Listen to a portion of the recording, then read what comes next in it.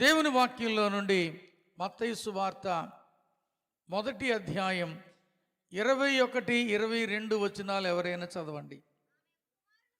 ఆమె యొక్క కుమారుని కనును తన ప్రజలను వారి పాపముల నుండి ఆయనే రక్షించును గనుక ఆయనకు యేసు అను పేరు పెట్టుదు అనెను. చదవమ్మా. ఇదిగో కన్యక గర్భవతి అయి కుమారుని కనును, ఆయనకు ఇమ్మానుయేలను పేరు పెట్టుదురు అని ప్రభువు తన ప్రవక్త ద్వారా పలికిన మాట నెరవేరునట్లు ఇదంతయు జరిగెను. చదవమ్మా. ఇమ్మానుయేలను పేరునకు భాషాంతరమున దేవుడు మనకు తోడు అని అర్థము. పిల్లలు ప్రవచన వాక్యాలు, కంఠత వాక్యాలు చెప్పినప్పుడు ఈ వచనాలు చెప్తూ ఉంటారు. క్రిస్మస్లో మనం పాలు పొందుతూ ఉంటాం కాబట్టి ఈ వాక్యం మనందరికీ తెలిసిందే. బైబిల్ క్రమంగా చదివే వారికి ఈ వాక్యం ఇంకా బాగా తెలుస్తుంది. దేవుని వాక్యాన్ని చదువుకుంటూ ఉన్నప్పుడు, ధ్యానిస్తూ ఉన్నప్పుడు చాలా విషయాలు దేవుని వాక్యములో నుండి మనము నేర్చుకోగలుగుతూ ఉంటాం. క్రిస్మస్ అనేసరికి మనలో చాలామందికి చాలా ప్రశ్నలు కలుగుతూ ఉంటాయి.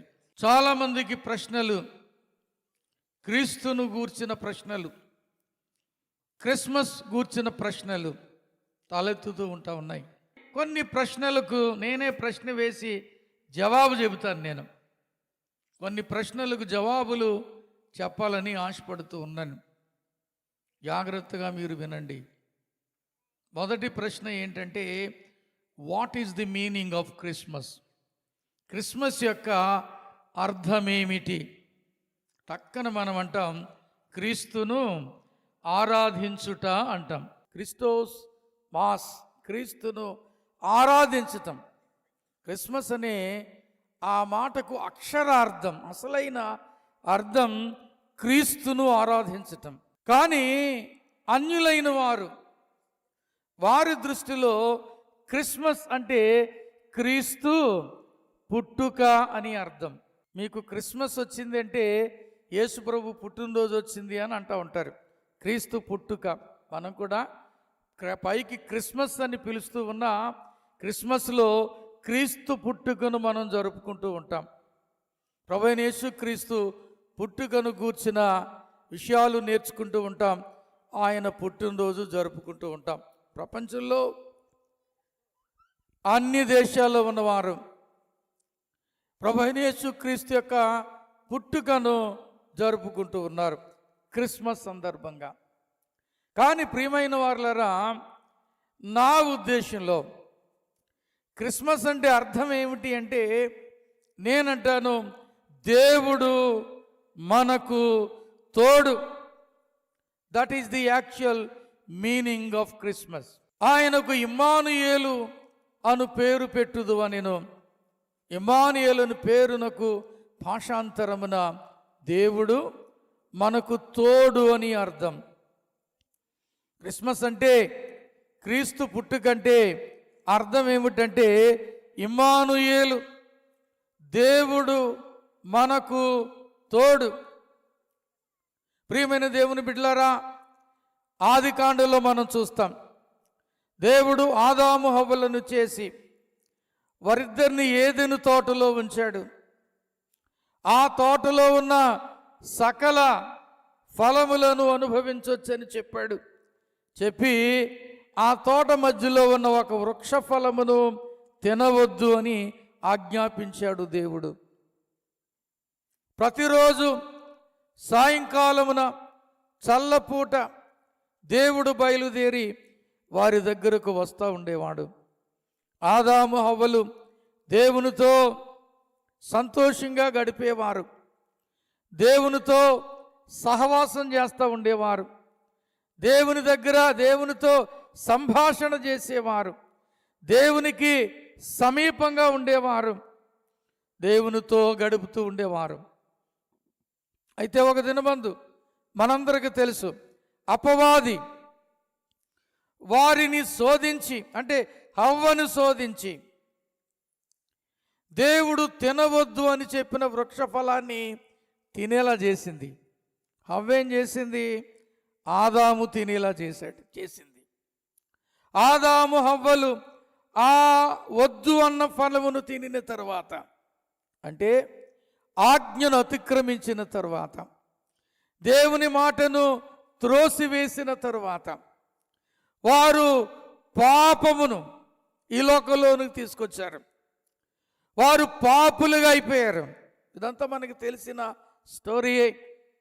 దేవుడు వద్దు అన్న పనిని చేసి ఆజ్ఞను అతిక్రమించి వారు దోషులై, ఇప్పుడు వారు పాపులగుట వలన ప్రతిరోజు మాదిరిగానే దేవుడు వచ్చాడు సాయంకాలమున. కానీ ఆదాము హవ్వలు ఆయన ఎదురుగా రావట్లేదు, ఆయనకు దగ్గరకు రావట్లేదు. హవ్వ ఒక చెట్టు వెనక, చెట్టు వెనకాల, ఆదాము మరి ఒక చెట్టు వెనకాల దాక్కుంటూ ఉన్నారు. వారు దేవుని దగ్గరకు రావట్లేదు, దేవునికి దూరం అయ్యారు. ప్రియమైన దేవుని బిడ్డలారా, మానవుని అతిక్రమం, మానవుని పాపం, మానవుని తిరుగుబాటు మనుష్యుని దేవునికి దూరం చేస్తుందండి. దేవునితో ఉండే సాన్నిహిత్యం పోగొట్టుకున్నారు, దేవునితో ఉండే సంబంధం పోగొట్టుకున్నారు, దేవునితో చేసే సంభాషణ పోగొట్టుకున్నారు, దేవుని దగ్గర పొందుకునే సంతోషం పోగొట్టుకున్నారు, దేవునితో గడిపే చక్కని సరదా సమయం కోల్పోయారు. వాళ్ళు చెట్టు చాటున దాగుకున్నారు. ఆదామా ఎక్కడా అని దేవుడు అడిగితే, నీ వచ్చినప్పుడు నేను భయపడి దాగుకొన్నానన్నాడు. భయం వచ్చింది. పాపము మానవుని జీవితములోనికి భయాన్ని తీసుకొచ్చింది, భయం వచ్చింది. ఆదాము హవ్వలు భయపడి దేవుని ఎదురుగా రాకుండా దేవునికి దూరమై దేవునితో సంబంధాన్ని పోగొట్టుకున్నారు. దేవుడు వారిని ఏదెను తోటలోండి బయటికి గెంటి వేశాడు. ఈ విషయం కూడా మనకు తెలుసు. ఏదెను తోటలో నుండి బయటికి వెళ్ళిపోయిన మానవుడు అప్పటి నుండి దేవునిని వెతుకుతూనే ఉన్నాడు. ఎందుకంటే మానవును సృజించినప్పుడు మానవునికి దేవుడు హృదయాన్ని పెట్టాడు. ఆ హృదయంలోని ఆ ఖాళీ దేవునితో మాత్రమే పూర్తి చేయబడితే, నింపబడితే తృప్తి కలుగుతుంది. మరి దేనితో నింపబడినా తృప్తి ఉండదు. దేవుని పోగొట్టుకున్న ఆదాము హవ్వలు, మానవుడు దేవునిని వెతుకుచూ ఉన్నాడు. ఎక్కడ దేవుడంటే అక్కడికి వెళుతూ ఉన్నారు మనుషులు. ఎందులో దేవుడంటే దానిలో వెతుకుచున్నారు. ఫలానా రూపం, ఫలానా చెట్టు, ఫలానా పుట్ట, ఫలానా గుట్ట, ఫలాని మెట్ట అని చెబుతుంటే అదే దేవుడు అనుకుని మానవులు భ్రమపడి వెతుకుచూ ఉన్నాడు. కానీ మానవుడు దేవుని కనుగొనలేకపోతూ ఉన్నాడు. ఎన్నో రూపాలు చేసుకుంటా ఉన్నాడు, దేవునిగా భావిస్తూ ఉన్నాడు. ప్రతి రూపమును, ప్రతి రాయి రప్పను మ్రొక్కుతూ ఉన్నాడు మానవుడు. ప్రియమైన దేవుని బిడ్డలారా, ఆ రీతిగా మానవుడు దేవుని వెతుకులాటలో ఉంటే, ఆదాము పాపము చేసిన 4000 సంవత్సరాలు మానవుడు వెతుకుతూనే ఉన్నాడు. దేవుని కొరకు ఆతృత కలిగిన వాడుగా ఉన్నాడు, దేవుని కొరకు తపన పడుచూ ఉన్నాడు మానవుడు. అప్పుడు దేవుడు మానవుని దీనస్థితిని చూచి, మానవుని పరిస్థితిని చూచి, మానవుని ఆశను చూచి, మానవుని కోరికను చూచి, మానవునితో సహవాసము చేయుట కొరకు, తిరిగి మానవునితో సంబంధం ఏర్పాటు చేసుకుంటానికి, తిరిగి మానవుని దగ్గర చేర్చుకోవటానికి 2000 సంవత్సరాల క్రితం దేవుడు తానే మానవుడిగా ఈ లోకానికి వచ్చాడు. మానవుని వెతుక్కుంటూ వచ్చాడు. ప్రియమైన దేవుని బిడ్డలారా, మానవునికి తోడుగా ఉండటానికి, మానవునితో ఉండటానికి దేవుడు ఈ లోకంలోనికి వచ్చాడు 2000 సంవత్సరాల క్రితం. అదే క్రిస్మస్ అంటే అర్థం. మత్తయి సువార్తలో 1వ అధ్యాయంలో ఇమ్మానుయేలు, దేవుడు మనకు తోడు అని ప్రారంభమయ్యి చివరి అధ్యాయంలో 28వ అధ్యాయం చివరి భాగంలో మనం చూస్తే ఇదిగో సదాకాలము నేను మీకు తోడుగా ఉన్నాను అని యేసుక్రీస్తు ప్రభువారు చెప్పి ఆరోహణమయ్యే ముందు ఆయన చెప్పిన మాట మనకు కనబడుతూ ఉంటుంది. దేవుడు మనతో ఉండటానికి, మనకు తోడుగా ఉండటానికి ఈ లోకములోనికి రావటమే క్రిస్మస్. ప్రియమైన దేవుని బిడ్డలారా, ఈ రోజులో చాలామంది భర్త ఉన్నా లేనట్టే భావించుకుని ఒంటరితనం ఫీల్ అయ్యేవారు ఉన్నారు. భార్య ఉన్నా లేనట్టే భావించుకుని ఒంటరితనం ఫీల్ అయ్యి ఉన్నారు. తల్లిదండ్రులు ఉన్నా లేనట్టే భావించుకొని ఒంటరితనం ఫీల్ అయ్యి ఉన్నారు. పిల్లలున్నా లేనట్టే. ఒక్కొక్కసారి అందరి మధ్యలో ఉన్నా కానీ నేనొక్కడినే, నేనొక్కదానినే, నాకెవరున్నారు, నాకెవరు లేరే అనే వేదన, అనే దుఃఖం, అనే బాధలో నువ్వు గడుపుతూ ఉండొచ్చు. చాలామంది డిప్రెషన్లోకి వెళ్ళిపోతున్నారు ఇలాంటి భావం వల్ల.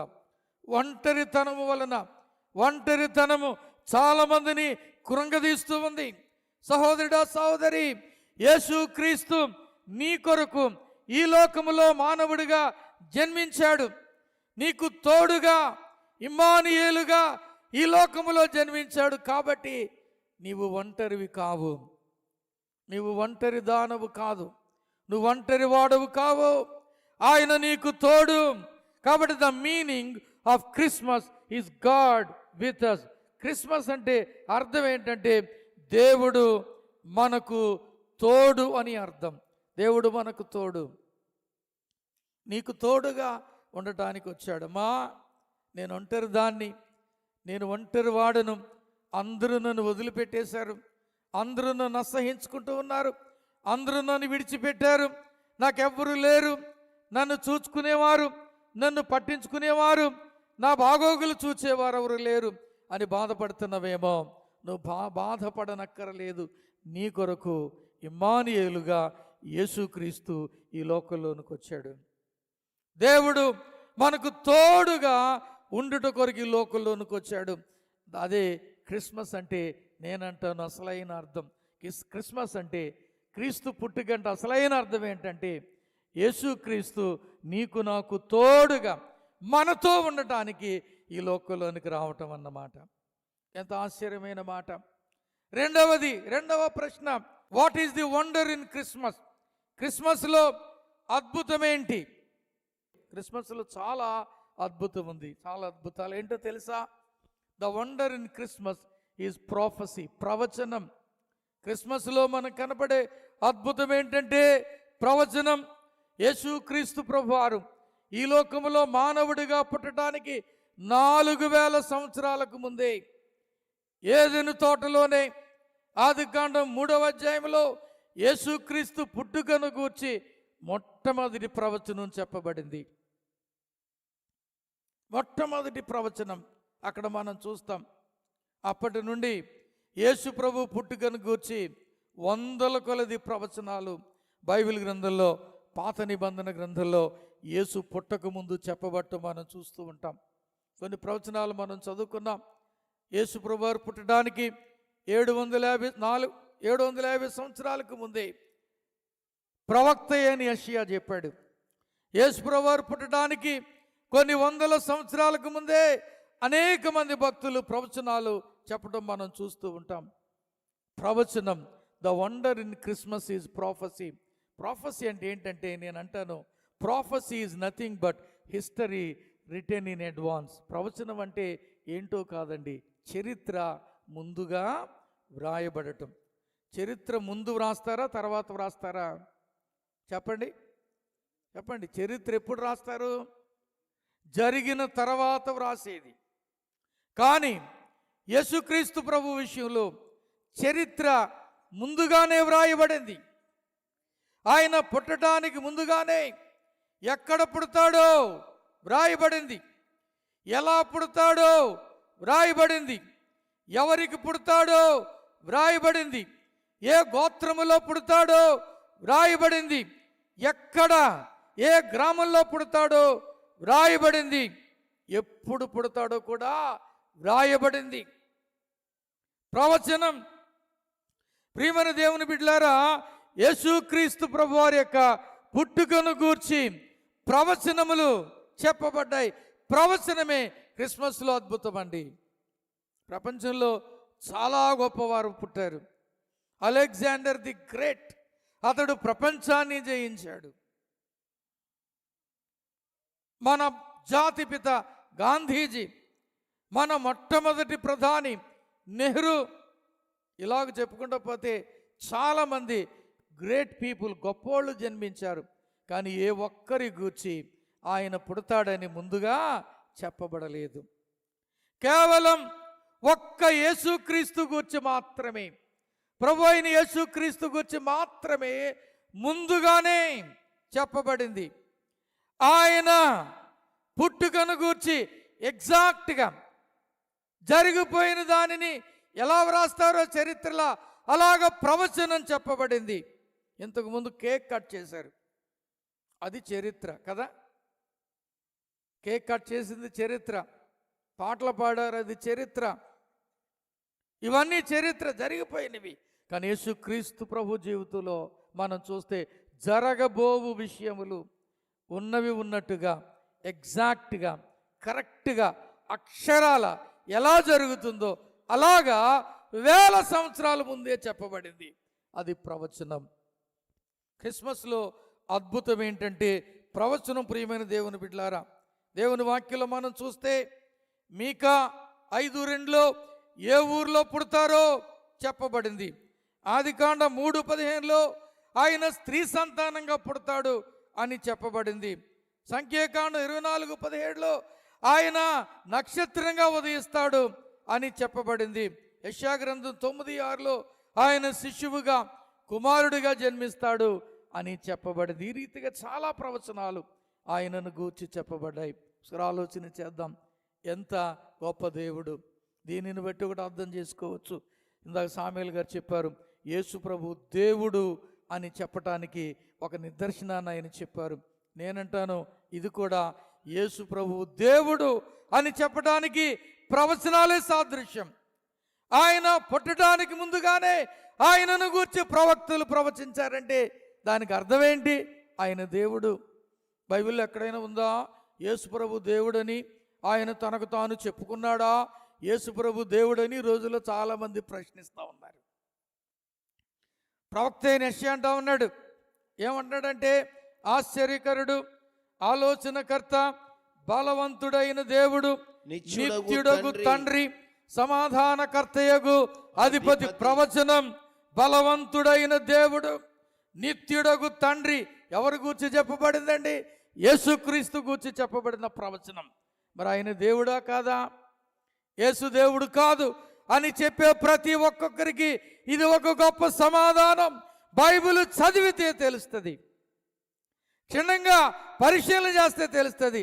ఏదో ఒక మొక్క పట్టుకుని దాన్ని పట్టుకుని వేలాడితే ఏం తెలుస్తుందండి? కొంతమంది బయలుదేరారు ఈ రోజుల్లో. చాలామంది ఈ మధ్యకాలంలో ఈ మత ఛాందసవాదులు ఏదో 1-2 మాటలు నేర్చుకొని వాటినే వల్లిస్తూ యేసు దేవుడు కాదని చెబుతూ ఉన్నారు. ప్రవచనం చెప్పిందండి.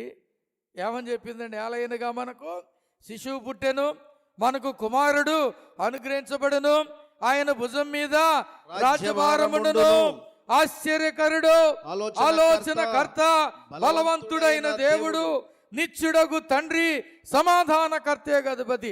ఆయనే దేవుడు. బైబిల్లో మనం చూస్తాం, యోహాను సువార్త 1వ అధ్యాయంలో, ఆది యందు వాక్యముండెను, వాక్యము దేవుని యొద్ద ఉండెను, వాక్యమే దేవుడైండెను, సమస్తమును ఆయన మూలముగా కలిగెను, కలిగి ఉన్నదేదియు ఆయన లేకుండా కలుగలేదు. 14వ వచనంలోకి వచ్చేసరికి మనం చూస్తాం, ఆ వాక్యము శరీరధారి అయి కృపాసత్య సంపూర్ణుడిగా మన మధ్య నివసించెను. ప్రియులారా, యేసుక్రీస్తు ప్రభువారు వాక్కు స్వరూపుగా ఉన్న దేవుడు.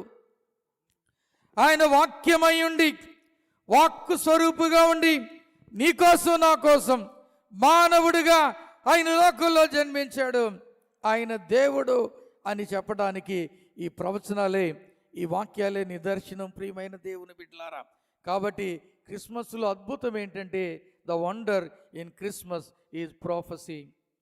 The wonder in Christmas is prophecy. ఆ తర్వాత మనం చూస్తే what is the significance of Christmas. Christmas యొక్క ప్రత్యేకత ఏంటి? మూడవది. మొదటిది, what is the meaning of Christmas. Christmas అర్థం ఏంటి? క్రిస్మస్ అర్థం, అసలైన అర్థం, దేవుడు మనకు తోడు. What is the wonder in Christmas. క్రిస్మస్లో అద్భుతం ఏమిటి అంటే ప్రవచనం అద్భుతం. మూడవది, what is the significance of Christmas. Christmas యొక్క ప్రత్యేకత ఏంటి? అనన్య సామాన్యత ఏంటి? క్రిస్మస్ యొక్క అనన్య సామాన్యత ఏంటి? ప్రత్యేకత ఏంటి? What is the one significance of Christmas. Christmas యొక్క ప్రత్యేకత ఏంటి చెప్పండి? యేసుక్రీస్తు ఈ లోకములో మానవుడిగా పుట్టుట వలన ఈ లోకంలో జరిగింది ఏంటి? నేను గతంలో చెప్పాను, మీలో కొంతమంది గుర్తుండే ఉండాలి. ఈ లోకములో యేసుక్రీస్తు పుట్టడం వలన ఈ లోకంలో కలిగింది ఏంటి చెప్పండి? ఈ లోక చరిత్ర రెండుగా చీలిపోయింది. క్రీస్తు పూర్వం, క్రీస్తు శకంగా పిలువబడుతోంది.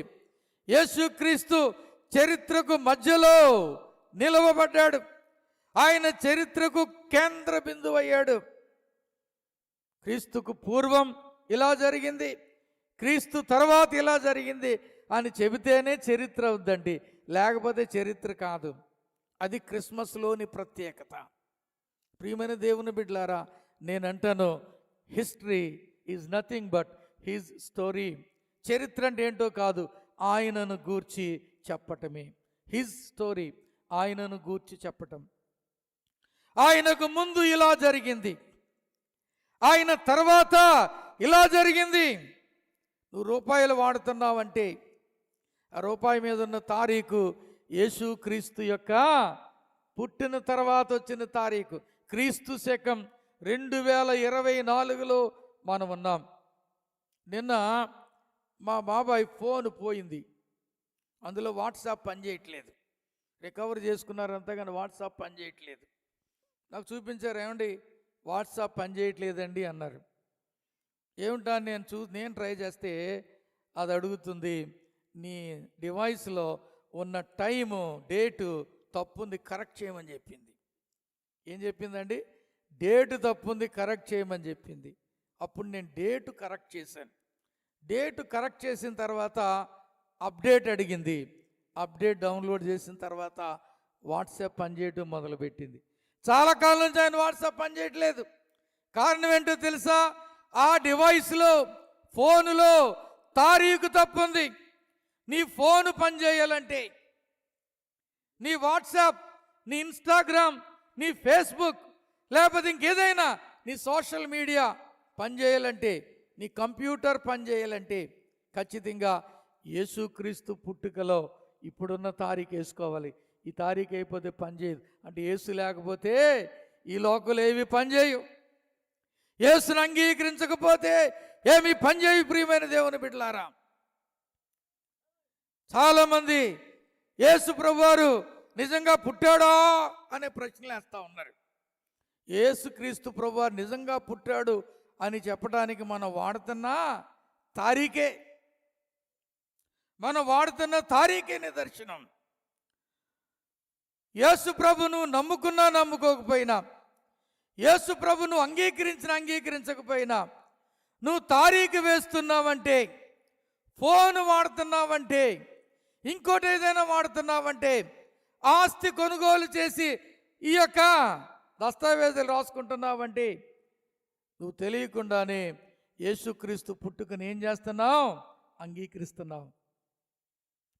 యేసుక్రీస్తు ప్రభువారు పుట్టుకను నువ్వు అంగీకరించకపోతే నీ దస్తావేజులు చెల్లవు, నీ సెల్ ఫోన్ పనిచేయదు, నువ్వు వాడే వస్తువులేమి పనిచేయవు. తెలుసా ప్రియమైన సహోదరుడా, సహోదరి, ఆలోచన చేద్దాం. యేసు ప్రభువారు చరిత్రను మార్చివేశాడు పూర్తిగా. చరిత్రను ఆయన పుట్టిన తర్వాత పూర్తిగా మార్చివేశాడు. మరలా చెప్తా ఉన్నాను, మనం చరిత్ర చెప్పుకోవాలంటే క్రీస్తు పూర్వం ఇలా జరిగింది, క్రీస్తు శకంలో ఆయన తర్వాత ఇలా జరిగింది అని చెబితేనే చరిత్ర ఉంటుంది, లేకపోతే చరిత్ర లేదు. ఆయన చరిత్రకు కేంద్రంగా నిలవబడ్డాడు, చరిత్ర మధ్యలో నిలవబడ్డాడు. ఆయన శక పురుషుడిగా ఉన్నాడు, చరిత్ర పురుషుడిగా ఉన్నాడు. He stood in between the history. ఆయన చరిత్ర మధ్యలో నిలవబడ్డ దేవుడు. That is the significance of Christmas. Christmas క్రీస్తు పుట్టుక ద్వారా జరిగిన గొప్ప మార్పు ఇది. సహోదరుడ సహోదరి, యేసు క్రీస్తు ప్రభువారు ఉన్నాడు, ఆయన పుట్టాడు అని చెప్పడానికి ఇంకేమైనా నిదర్శనం కావాలంటే ఇంకేమీ నిదర్శనం లేదు. మరలా చెప్తా ఉన్నాను, history is nothing but his story.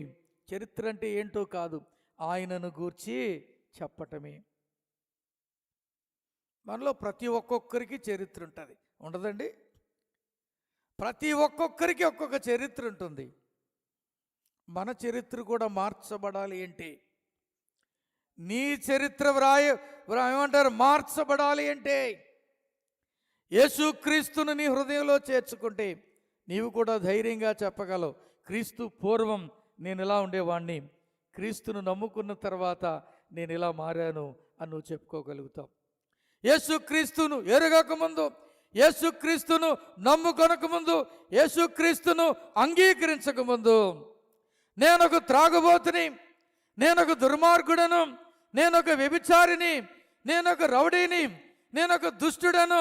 కానీ యేసుక్రీస్తును నమ్ముకున్న తర్వాత, యేసు నా జీవితంలోనికి వచ్చిన తర్వాత, యేసుక్రీస్తు నా హృదయంలో జనించిన తర్వాత ఆయన నా చరిత్రను మార్చివేశాడు అని నువ్వు చెప్పగలుగుతావు యేసును చేర్చుకుంటే.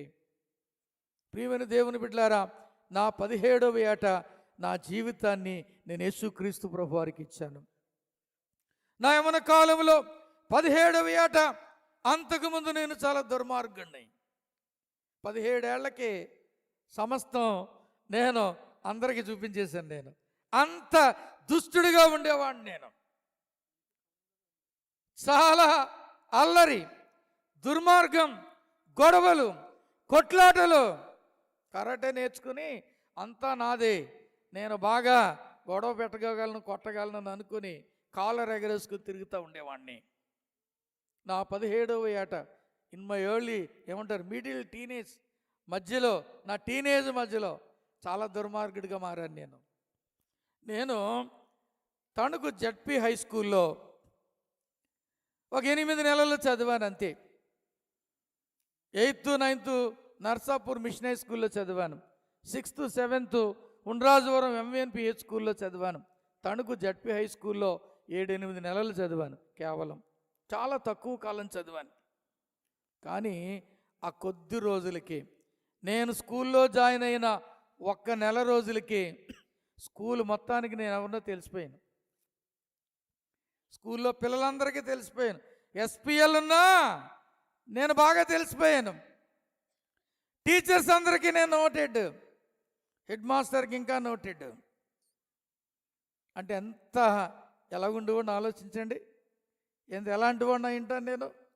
అంత దుర్మార్గుడను, అంత దుష్టుడిగా ఉండేవాడిని, అంత చురుకైన వాడిని, అంత అల్లరి వాడను, కొట్లాటలకు గొడవలకు వెళ్ళేవాడను. పాదరసలా జారిపోయేవాడిని నేను. చాలా చలాకీగా చురుగ్గా ఉండేవాడిని. అలాంటి వాణిని యేసుక్రీస్తు ప్రభువారు నా 17వ ఏట పట్టుకున్నాడు. ఇప్పుడు నేను అనగలను, యేసుక్రీస్తును నేను నమ్ముకొనక ముందు నా చరిత్ర, నేను ఒక దుష్టుడను, నేను ఒక అల్లరికి కర్తను, నేను ఒక దుర్మార్గుడను, నేను ఒక హానికరుడను, నేను ఒక పనికిమాలిన వాడిని, నేను ఒక రౌడీలా ఉండేవాడిని, కొట్లాట్లకు వెళ్ళేవాడిని. యేసు నమ్ముకున్న తర్వాత నేను చెబితే ఎవరైనా నమ్ముతారా? నేను అంత దుర్మార్గుడిని ఎవరు నమ్మరు. అంతగా మార్చాడు దేవుడు నన్ను. సౌమ్యునిగా, జాలి కలిగిన వానిగా, ప్రేమ కలిగిన వానిగా, క్షమ కలిగిన వానిగా, దయ కలిగిన వానిగా, యేసుక్రీస్తు ప్రేమను కలిగిన వానిగా ప్రభు నన్ను మార్చేశాడు. నా చరిత్రను మార్చిన దేవుడు, నా జీవితాన్ని మార్చిన దేవుడు, నా చరిత్రలో సమూలమైన మార్పును తీసుకొచ్చిన దేవుడు యేసుక్రీస్తు నీ హృదయంలో జన్మిస్తే నీ చరిత్రను కూడా మార్చివేస్తాడు. ఈ రాత్రి నీ హృదయాన్ని యేసుక్రీస్తు ప్రభువుకు తెరువు. ఆయన నీ హృదయములో జన్మించటానికి, ఈ యొక్క వేకువ చుక్క నీ హృదయములో ఉదయించుట కొరకు నువ్వు అవకాశమే. ప్రభువా, ఇదిగో నా హృదయంలోకి నువ్వు రండి, నా హృదయములో జన్మించండి అని ప్రభువుకు చోటిస్తే ప్రభు నీ జీవితాన్ని మార్చివేస్తాడు, నీ చరిత్రను మార్చేస్తాడు. నన్ను మార్చిన దేవుడు నిన్ను కూడా గ్యారంటీగా మారుస్తాడు. మీలో చాలామంది నాకంటే పెద్ద పాపులు అయ్యిండ్రు, నేను అంత పెద్ద పాపిని. నన్నే మార్చిన దేవుడు మిమ్మల్ని మార్చడా? నిన్ను మార్చగలడు. నీ చరిత్రలో ఆయనను పెట్టుకో. నీ జీవిత చరిత్రను, నీ గమనాన్ని, నీ పరిస్థితిని ఆయన పూర్తిగా మార్చివేస్తాడు. That is the significance of Christmas. Christmas యొక్క ప్రత్యేకత అది. నువ్వు ప్రత్యేకంగా మారాలనుకుంటే యేసుప్రభు ఎక్కడో పుట్టాడని చెప్పుకోవటం కాదు. యేసుప్రభు పశువులశాల వంటి నీ హృదయంలో నీకు చేర్చుకో. యేసుప్రభు వారు పుట్టిన తర్వాత ఆయన పశువులశాలలో పరుండబెట్టారు. ఇక్కడ పెట్టిన పశుశాల అయితే వెలుగుతో చక్కగా శుభ్రంగా గడ్డున్నా కానీ చక్కగా ఉంది. కానీ యేసుప్రభు వారు పరుండు పెట్టబడిన ఆ పశువులశాల చీకటిగా ఉంది. ఆ నక్షత్రం ఆ పైన ఉదయించే వరకు చిత్తడిగా ఉంది. యేసుప్రభు వారు వచ్చే వరకు చీకటి ఉంది, చిత్తడిగా ఉంది, చింద్రవందరగా ఉంది, చికాకుగా ఉంది. అలాంటి పశువులశాలలో యేసుప్రభు వారు పెట్టబడినప్పుడు చీకటి పోయింది, చిత్తడిగా ఉండే స్థితి పోయింది, చిందరవందరగా ఉండే స్థితి పోయింది. అంతా చక్కని ప్రదేశమైంది, ఆరాధనా స్థలంగా మారిపోయింది. నీ జీవితం ఎందుకు పనికిరానిదిగా ఉంటే, చిందరవందర చేసుకుంటే, పాడు చేసుకుంటే, అపవిత్రపరుచుకుంటే, అయ్యో ఈ రాత్రి నీ జీవితాన్ని ప్రభువుకి, నీ హృదయంలో ఆయన పవళించడానికి, నీ హృదయంలో ఆయన జన్మించడానికి చోటిస్తే నీ జీవితాన్ని ఆయన మార్చివేస్తాడు. నన్ను మార్చిన యేసయ్య నిన్ను మారుస్తాడు. మరలా చెబుతా ఉన్నాను, నిన్ను మారుస్తాడు. యేసును చేర్చుకో. అదే నిజమైన క్రిస్మస్. ఆ తర్వాత మనం చూస్తే the necessity of Christmas. What is the necessity of Christmas? Why Christmas? Christmas అవసరత ఏంటి? మొట్టమొదటి ఏంటండి, what is the meaning of Christmas? Christmas అంటే అర్థం ఏంటి? Emmanuel. What is the wonder in Christmas? క్రిస్మస్లో అద్భుతం ఏంటి? ప్రొఫెసీ, ప్రవచనం. What is the significance of Christmas? Christmas యొక్క ప్రత్యేకత, అనన్య సామాన్యత ఏంటి అంటే ఏంటి చెప్పండి? చరిత్ర రెండుగా చేల్చబడటం. నాలుగవది క్రిస్మస్ యొక్క అవసరత ఏంటి? What is the necessity of Christmas? Christmas అవసరత ఏంటి? ప్రియమైన దేవుని బిడ్డలారా, మత్తయి సువార్త 1:21 మనం చూస్తాం. ఆమె ఒక కుమారుని కనును, తన ప్రజలను వారి పాపముల నుండి ఆయనే రక్షించును గనుక ఆయనకు యేసు అని పేరు పెట్టుదు అనెను. యేసుక్రీస్తు ఈ లోకంలోనికి ఎందుకొరకు వచ్చాడంటే, తిమోతి పత్రికలో పౌలు అంటా ఉన్నాడు, పాపులను రక్షించుటకు 1:15 పాపులను రక్షించుటకు క్రీస్తు యేసు లోకమునకు వచ్చెనను వాక్యము నమ్మదగినది పూర్ణ అంగీకారమునకు యోగ్యమైనది ఉన్నది. యేసు ప్రభువారు ఎందుకు వచ్చారంటే పాపులను రక్షించట కొరకు వచ్చాడు. That is the necessity of Christmas. Christmas అవసరత, క్రీస్తు పుట్టుక యొక్క అవసరత ఏంటంటే పాపులను రక్షించట కోసం వచ్చాడు. లూకా 19:10 నశించిన దానిని వెదకి రక్షించుటకు మనుష్య కుమారుడు లోకానికి వచ్చాడు అని మనం చూస్తున్నాం.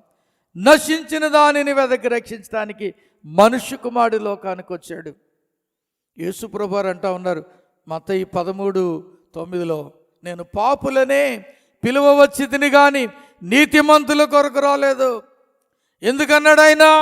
నేను పాపుల కొరకే వచ్చాను, నీతిమంతుల కొరకు రాలేదని. ఎందుకన్నాడంటే రోమీయులకు రాసిన పత్రిక 3:10 నీతిమంతుడు లేడు, ఒక్కడును లేడని మనం చూస్తున్నాం. 23 ఏ భేదమును లేదు, అందరూ పాపము చేసి దేవుడు అనుగ్రహించు మహిమను పొందలేకపోతున్నారు. అందరూ పాపులే. అందరూ పాపం చేశారు. పలానా ఊర్లో పాపులు ఉంటారని చెప్పడానికి ఏమీ లేదు. పలానా భాష మాట్లాడేవారు పాపం చేస్తారని చెప్పడానికి ఏమీ లేదు. పలానా దేశస్థులు పాపం చేస్తారని చెప్పడానికి ఏమీ లేదు. పలానా రూపంలో ఉండేవారు పాపం చేస్తారని చెప్పడానికి ఏమీ లేదు. పలానా భాష మాట్లాడేవారు పాపం చేస్తారని చెప్పడానికి ఏమీ లేదు. ఈ లోకంలో మానవుడిగా పుట్టిన ప్రతివాడు, ఈ లోకంలో మానవుడిగా పుట్టిన ప్రతివాడు పాపి. బైబిల్లో మనం చూస్తూ ఉంటాం. కీర్తనాగాడు అంటూ ఉన్నాడు, నేను పాపములో పుట్టాను, పాపములో నా తల్లి నన్ను గర్భమును ధరించిందని చెప్తా ఉన్నాడు. మనం పాపంలో పుట్టాం. ఆదాము యొక్క పాపం మానవుని మీద ఏలుబడి చేస్తూ ఉంది. ఆదాము చేసిన అతిక్రమం, ఆదాము చేసిన పాపం మానవుని మీద ఏలుబడి చేస్తూ ఉంది. ప్రియమైన దేవుని బిడ్డలారా, కనుకనే మనం జన్మతః పాపులం అయిపోతూ ఉన్నాం. మన వాళ్ళు అంటూ ఉంటారు జన్మ పాపం కర్మ పాపం ఉన్నాయని. భారతదేశపు గ్రంథాల్లో మనం చూస్తే జన్మనా జాయతే శూద్రః కర్మణా జాయతే ద్విజః వేద పాఠంతు విప్రనాం బ్రహ్మజ్ఞానేన బ్రాహ్మణః అన్న మాట మనం చూస్తూ ఉంటాం. అంటే దానికి అర్థం ఏంటంటే ప్రతి మానవుడు పుట్టుడుతోడనే శూద్రుడు. శూద్ర అనే సంస్కృత పదానికి అర్థం ఏంటంటే శుద్ధి లేని, అపవిత్రుడు అని అర్థం. అంటే ఈ దేశ గ్రంథాలు కూడా ప్రతి మానవుడు పాపి అని ఒప్పుకుంటూ ఉన్నాయి. అందుకే సగటు భారతీయుడు ఈ రీతిగా భగవంతుడికి ప్రార్థన చేస్తాడు. పాపోహం పాపకర్మ పాపాత్మ పాప సంభవ త్రాహిమాం కృపయా దేవా శరణాగత వత్సలని. పాపో అహం, నేను పాపిని, పాప కర్మ, నేను పాపం చేస్తా ఉన్నాను, కాబట్టి కృప కలిగిన దేవా నన్ను కరుణించు. మనందరం పాపులం అన్న సత్యాన్ని జ్ఞాపకం చేసుకోవాలి. నువ్వెంత మంచి కుటుంబంలో పుట్టినా, ఎంత మంచి తల్లిదండ్రులకు పుట్టినా, నువ్వెలాంటి చోట పుట్టినా నీవు మాత్రము పాపివి అన్న విషయాన్ని నువ్వు జ్ఞాపకం చేసుకోవాలి. మనం పాపులమండి, పాపంలో మనం పుడతా ఉన్నాం. అది దానిని జన్మ పాపము అని మన వారు పిలుస్తూ ఉంటారు. రెండవది కర్మ పాపం, పుట్టిన తర్వాత మనం చూసేవి చేసేవి, ఇవన్నీ కూడా మనం చేసే కర్మలు, క్రియల ద్వారా చేసే పాపం. ప్రతి మానవుడు జన్మ కర్మ పాపములు చేస్తూ పాపిగా ఉన్నాడు కాబట్టి, పాపములోనే జీవిస్తున్నాడు కాబట్టి, పాపాన్ని జుర్రుకుంటూ ఉన్నాడు కాబట్టి, పాపిగానే జీవించి పాపంలోనే ఉంటూ పాపిగానే మరణిస్తే అగ్నిగంధకులతో మండే గుండమైన నరకములోకి వెళ్ళిపోతాడు. అలాగ మానవుడు నశించిపోవటం దేవునికి ఇష్టం లేక నశించిన దానిని వెదకి రక్షించుటకు మనుష్య కుమారుడిగా యేసుక్రీస్తుగా ఈ లోకానికి వచ్చాడు. తన ప్రజలను వారి పాపముల నుండి ఆయనే రక్షించును గనుక ఆయనకు యేసు అను పేరు. తన ప్రజలంటే ఎవరంటే మనందరం ఆయన బిడ్డలమే, మనందరం ఆయన ప్రజలమే. మనలను రక్షించుట కొరకు ఆయన వచ్చాడు కాబట్టి ఆయన పేరు యేసు. యేసు అనే పేరుకి అర్థం ఏంటండి? రక్షకుడు అని అర్థం. నిన్ను నన్ను రక్షించుట కొరకు యేసుక్రీస్తు పుట్టాడు. సహోదరుడా సహోదరి, నీకోసం నా కోసం ప్రాణం పెట్టుట కొరకు ఆయన వచ్చాడు. ఎలాగిస్తాడు రక్షణ అండి? ఆయన రక్షణ ఇవ్వాలంటే ప్రాణం పెట్టాలి. అందుకే నేను అంటా ఉంటాను, he was born to die. ఆయన మరణించుట కొరకు పుట్టాడు, చనిపోవటం కొరకు పుట్టాడు. దేవుని నిర్ణయం ఏంటంటే రక్తము చిందించబడకుండా పాప క్షమాపణ లేదు. కాబట్టి కోడల యొక్కయు మేకల యొక్కయు జంతువుల యొక్క రక్తం వలన పాప క్షమాపణ లేదు. మానవులు బలులు ఇస్తూ ఉన్నారు, కోడెలను, గొర్రెలను, మేకలను, జంతువులను, చివరికి నరబలి కూడా ఇస్తూ ఉన్నారు. ఈ బలుల వలన ఏమీ లేదండి, పాప క్షమాపణ లేదు. నీకోసం నా కోసం ఒక్కసారే బలైపోవటానికి, ఒక్కసారే మరణించటానికి, ఒక్కసారే తన పరిశుద్ధమైన రక్తాన్ని చిందించడానికి యేసుక్రీస్తుగా దేవుడు ఈ లోకంలోనికి వచ్చాడు. భారతదేశ గ్రంథాల్లో మనం చూస్తే ప్రజాపతిర్దేవేభ్య ఆత్మానం యజ్ఞం కృత్వ ప్రాయశ్చిత్ అన్న మాట మనం చూస్తాం. ప్రజాపతి అయిన దేవుడు, ఆత్మస్వరూపైన దేవుడు తానే మన కొరకు యజ్ఞం అయిపోవాలి. ఎవరు చేశారు ఈ కార్యం అంటే ప్రజాపతి, సృష్టికర్త ఆయనే, యేసుక్రీస్తే. ఆత్మస్వరూపైన వాడు ఆయనే. రక్తమాంసములు ధరించుకొని నీ కోసం నా కోసం యజ్ఞమైపోవటానికి మానవుడిగా ఆయన లోకానికి వచ్చాడు. సర్వపాప పరిహారో రక్తపోక్షణం భవశ్యం తద్రక్తం పరమాత్మైన పుణ్యదాన బలియాగం అని మనం చూస్తూ ఉన్నాం. సర్వ పాపము పరిహరించబడటానికి రక్తము చిందించబడాలి. ఆ రక్తము పరమాత్ముడిదై ఉండాలి.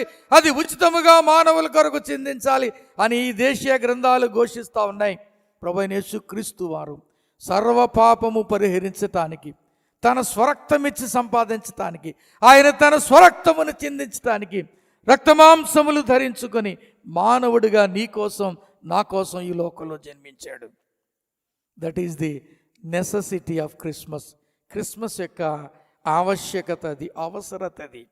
సహోదరుడా, వై క్రిస్మస్? ఎందుకు క్రిస్మస్ అంటే, ఎందుకు యేసు పుట్టాడంటే నీ కోసం పుట్టాడు. నీ కోసమే ఆయన పుట్టాడు. నువ్వెక్కడ కూర్చుని వింటావన్నా యేసు నీ కోసమే పుట్టాడు. సహోదరుడు, సహోదరి, నీవు నశించిపోవటం ఇష్టం లేక, పాపములోనే జీవించడం ఇష్టం లేక, అగ్నిగంధులతో మండే గుండమైన యమలోకంగా పిలువబడే ఆ నరకానికి వెళ్ళటం ఇష్టం లేక నీకోసం ప్రాణం పెట్టడానికి ఆయన మానవుడిగా జన్మించాడు. ఫ్లెచరయ్య గారు ఓ పాట కట్టారు. ఆ పాట ఎలా ఉంటుంది? నీ కోసం నా కోసం వచ్చాడయ్యా, పరలోకం మనకు తెచ్చాడయ్యా. నీ కోసం నా కోసం వచ్చాడయ్యా, పరలోకం మనకు తెచ్చాడయ్యా, పరలోకం మనకు తెచ్చాడయ్యా. ఆ యేసయ్యేగా మన మెస్సయ్యేగా, ఆ యేసయ్యేగా మన మెస్సయ్యేగా అని ఒక పాట. అది నీకోసం నా కోసం వచ్చాడు ఆయన. మానవుడు తమ పాపమును పోగొట్టుకుంటానికి శతవిధాల ప్రయత్నం చేస్తున్నాడు. దాన ధర్మములు, తపములు, జపములు, యజ్ఞములు, యాగములు, పుణ్యములు, పుణ్యక్షేత్రాలు తిరుగుతూ పాపాన్ని పోగొట్టుకుంటానికి ప్రయత్నం చేస్తూనే ఉన్నాడు. ఇవేమీ కూడా ఒక మానవుని పాపాన్ని పోగొట్టలేవు.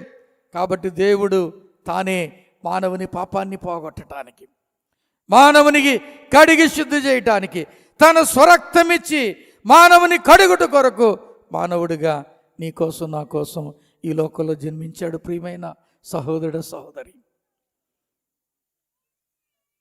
ఈ రాత్రి నీ జీవితాన్ని ప్రభువుకి ఇస్తావా? నేను పాపినయ్యా, నా పాపం కోసం మానవుడిగా ఈ లోకంలో జన్మించిన యేసయ్యా, ఇదిగో నాకు నీవు కావాలి యేసయ్యా. నా హృదయంలో జన్మించు, నా హృదయాన్ని కడిగి శుద్ధి చేయందు అడిగితే ఈ క్రిస్మస్ నీకు ఆశీర్వాదకరంగా మారుతుంది. ఈ పండుగ ఏదో జరుపుకున్నామని వెళ్ళిపోవటం కాదు, నీ జీవితంలో మార్పు కలిగించేదిగా ఉంటే అంతకంటే ఏం కావాలి? అంతకంటే ఏం కావాలి? యేసుక్రీస్తుని ఎవరైతే కలిగి ఉంటారో, యేసుక్రీస్తుని ఎవరైతే నమ్ముకుంటారో, యేసుక్రీస్తుకి ఎవరైతే తమ జీవితాన్ని ఇస్తారో వారు ప్రతిదినం వారికి పండగే. దేవుడే నాకు ఆశ్రయం అనే పాటలో ఒక చరణం ఉంటుందండి. ఏంటంటే, యాకోబు దేవుడు ఉండగా ఎప్పుడూ నాకు పండగని. ఎప్పుడు పండగే. ఏదో ఒకరోజు డిసెంబర్ 22వ తారీఖు, 25వ తారీఖు ఇంకేదో ఒక రోజు పండగ చేసుకోవటం కాదు, ఎప్పుడు పండగే. అది యేసుక్రీస్తును కలిగి ఉంటే. సహోదరుడా, క్రీస్తును ఈరోజు అంగీకరిస్తావా? నీ జీవితంలో యేసుక్రీస్తుకు నీ జీవితాన్ని సమర్పిస్తావా? ఒకటి చెప్పండి, క్రిస్మస్ అంటే అర్థం దేవుడు మనకు తోడని అర్థం. రెండవది, క్రిస్మస్లో అద్భుతం ప్రవచనం. మూడవది, క్రిస్మస్లో ప్రత్యేకత, అనన్య సామాన్యత, చరిత్ర రెండుగా చేల్చబడటం. నాలుగవది, క్రిస్మస్ యొక్క అవసరత ఏంటంటే నీ కోసం నా కోసం యేసుక్రీస్తు జన్మించి రక్షణ భాగ్యాన్ని తీసుకొచ్చాడు. నేను చివరి ప్రశ్న వేసి ముగిస్తాను. What is your response to Christmas? ఈ వర్తమానానికి, ఈ క్రిస్మస్ నాడు నీ స్పందన ఏంటి? నీ స్పందన ఏంటి? విని దులుపుకొని వెళ్ళిపోతే ఏం ప్రయోజనం లేదు. ఈ రాత్రి విన్న వాక్య ప్రకారం నా జీవితాన్ని ప్రభువుకిస్తాను అని తీర్మానం చేసుకుంటే నిజమైన క్రిస్మస్ చేసుకుని ఆశీర్వాదం పొందుకుంటావు. అలాంటి ఆశ్చర్యకరమైన పండుగ జరుపుకుని నీ జీవితంలో గొప్ప మార్పును తెచ్చుకొని ఆయన కృపలో ముందుకు సాగాలని కోరుతూ ఈ మాటలు ముగిస్తూ ఉన్నాను. దేవుడి మాటలు మన వినికిడిలో దీవించి మనల్ని బహుగా ఆశీర్వదించునుగాక. ఆమేన్.